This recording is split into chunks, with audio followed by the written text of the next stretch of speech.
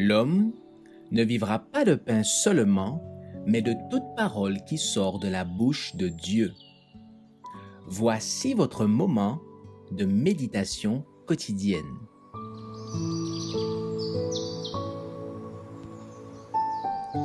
Maranatha.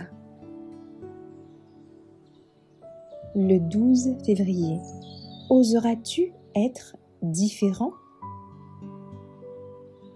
Vous, au contraire, vous êtes une race élue, un sacerdoce royal, une nation sainte, un peuple acquis, afin que vous annonciez les vertus de celui qui vous a appelé des ténèbres à son admirable lumière.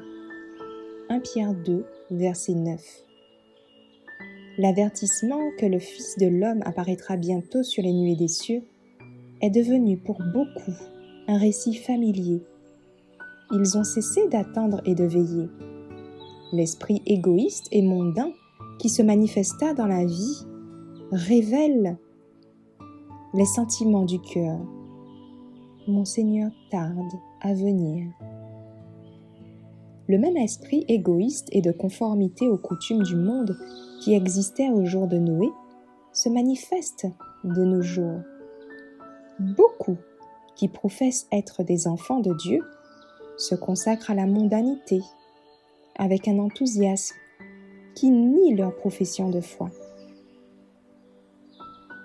Ils seront en train de planter et d'édifier, d'acheter et de vendre, de manger et de boire, de se marier et de donner en mariage, jusqu'au dernier moment de leur temps d'épreuve. Telle est la condition de beaucoup de nos frères.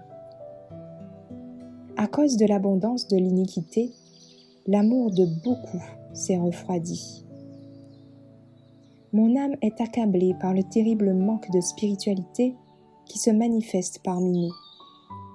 Les modes, les coutumes du monde, l'orgueil, l'amour des distractions et de l'ostentation, l'extravagance manifestée dans la manière de se vêtir, dans les maisons, dans les terres acquises, toutes ces choses drainent la trésorerie du Seigneur, déviant vers la gratification du moi, moyen qui devrait être employé pour envoyer la lumière de la vérité au monde. Les buts égoïstes ont la priorité. Les enfants de la lumière et du jour ne doivent pas accumuler autour d'eux les ombres de la nuit et les ténèbres qui entourent les ouvriers d'iniquité. Au contraire, ils doivent demeurer fidèlement debout, accomplissant leur devoir à leur poste comme porteurs de lumière, réunissant la lumière de Dieu pour la projeter vers ceux qui sont dans les ténèbres. Le Seigneur veut que son peuple maintienne son intégrité, sans toucher, c'est-à-dire sans imiter les coutumes des impies. Les chrétiens doivent être dans ce monde une nation sainte, un peuple acquis, pour manifester les louanges de celui qui les a appelés des ténèbres à la lumière admirable.